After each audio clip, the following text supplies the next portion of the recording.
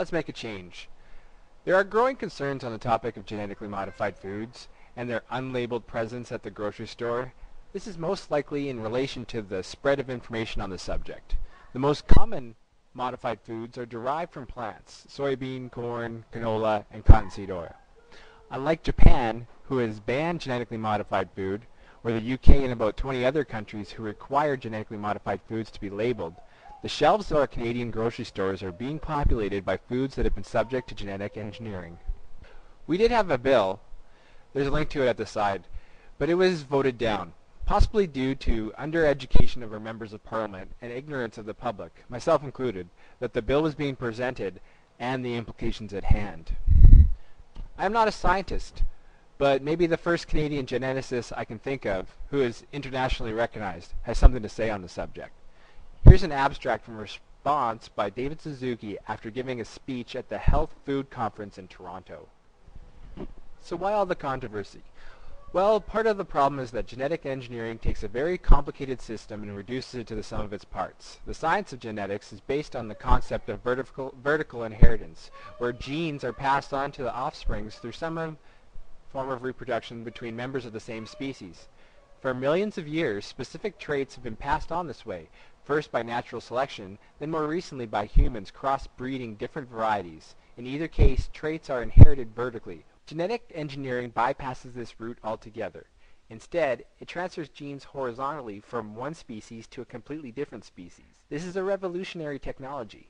A pig cannot normally exchange genes with a plant, or a human with a fish, but now biotechnology makes it possible. Now a gene can be placed into a genome, the entire genetic material of an organism, in which it has never existed. Without the evolutionary context, we can no longer predict how the transferred gene will behave. Biotechnologists assume that since all genes are DNA, then a gene is a gene, and it doesn't matter where it comes from or where it goes, as long as it brings with it the desired trait.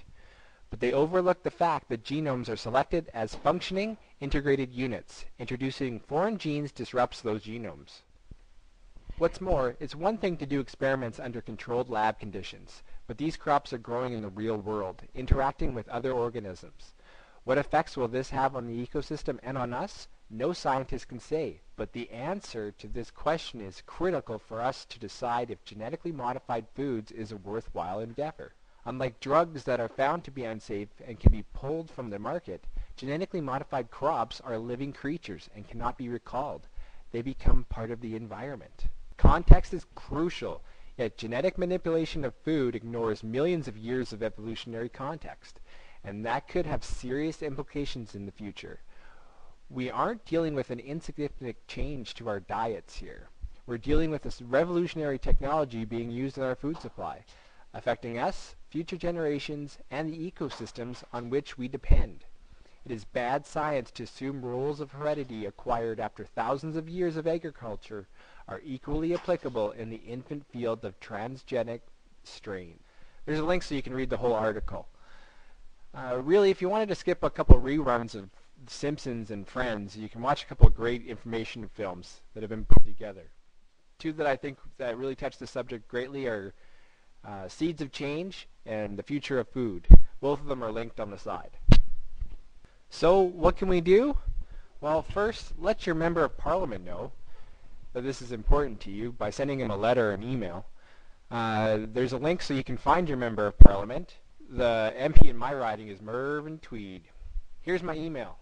Dear Mervyn Tweed, genetically modified foods and the biotechnology involved are a concern to me. I do not feel that the outcome for the vote on Bill C-517 represented the voices of Canadians. Notable members of the Canadian scientific community, such as David Suzuki, have spoken on the subject, labeling the genetic engineering of food as an irreversible experiment that has potential to impact both future generations and the ecosystem.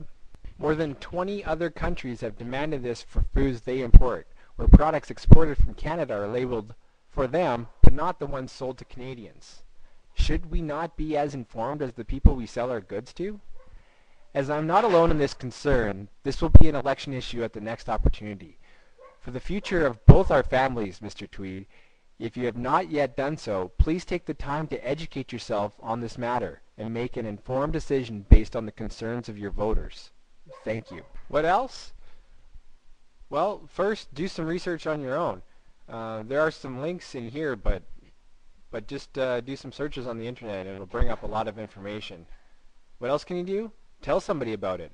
Bring it up at your family Christmas supper. Send them links to this video or other information that you find. I'm challenging you to do this. It's up to us to make a change.